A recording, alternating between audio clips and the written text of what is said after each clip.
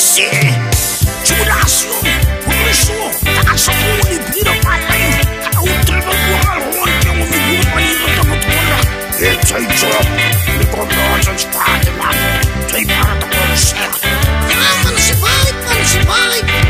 Rasaman na libre palay, aman ba't hiprisi, di po sa kiyasta.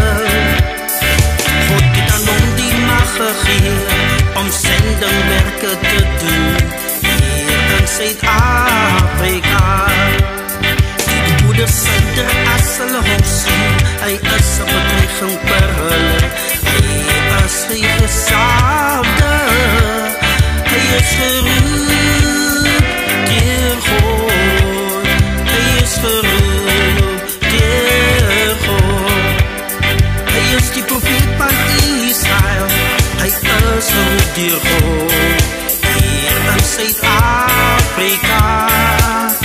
Hy is die profeet van Israel, hy is geroep deur God, hier in Zuid-Afrika.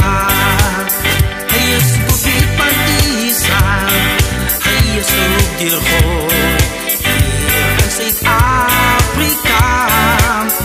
Hy is die profeet van Israel, hy is geroep deur God, hier in Zuid-Afrika.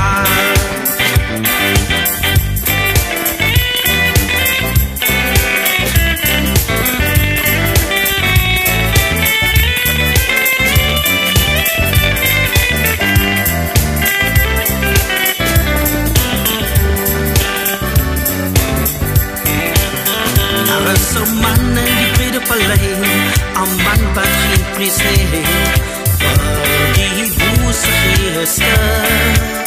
God het aan hom die mag gegeven, om zendingwerken te doen, hier in Zuid-Afrika.